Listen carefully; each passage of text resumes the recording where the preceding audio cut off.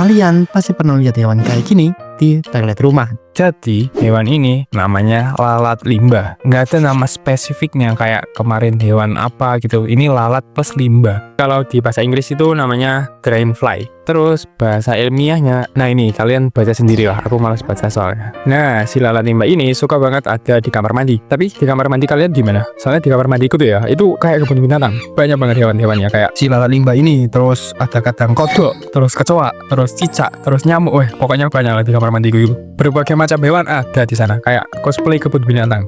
Nah, tapi yang jadi pertanyaan kan, kenapa si lalat limbah ini suka banget sama kamar mandi? Di setiap kamar mandi itu rata-rata ada mereka. Jadi sebenarnya mereka ada di kamar mandi karena tempat berkembang biaknya itu di kamar mandi. Lebih tepatnya di saluran pembuangannya, bukan di kamar mandinya, bukan di genangan air kayak nyamuk, beda. Si lalat limbah ini suka banget bertelur di pembuangan. Karena kenapa? Karena di pembuangan mereka tuh banyak makanan.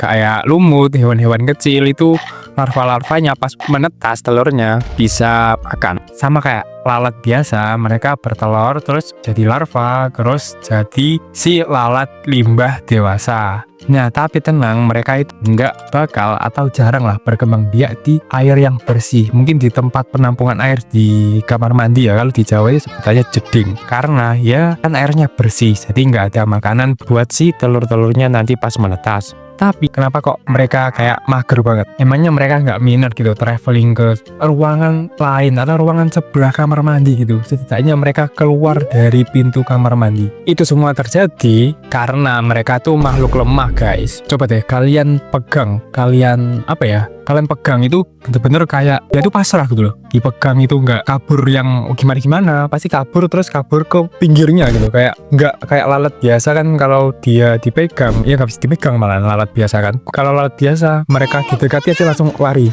Nah, si lalat limbah ini kalau didekati mereka pasrah, nggak ada perlawanan, nggak lari, nggak terbang. Nah, karena mereka lemah, mereka nggak suka keluar kamar mandi. Kenapa? Karena kamar mandi bagi mereka itu tempat aman. Soalnya kan pasti para kita manusia-manusia kan jarang banget di kamar mandi ya. Paling ya kamar mandi cuma sebentar-sebentar doang. Kalau sering pun nggak mungkin kalian sejam 24 jam di kamar mandi kan nggak mungkin ya. Nah, mereka anggap kamar mandi itu sebagai tempat aman. Itu yang membuat si lalat limbah bisa suka sama kamar mandi. Terus, kalau kalian tanya bahaya nggak sih? Ya kalau kalian makan ya bahaya dong. Nggak, hewan ini tuh nggak berbahaya sama sekali. Kalau kalian pegang pun ya nggak masalah. Pokoknya kalau kalian habis pegang itu usahain cuci tangan ya. Biar apa? Biarin.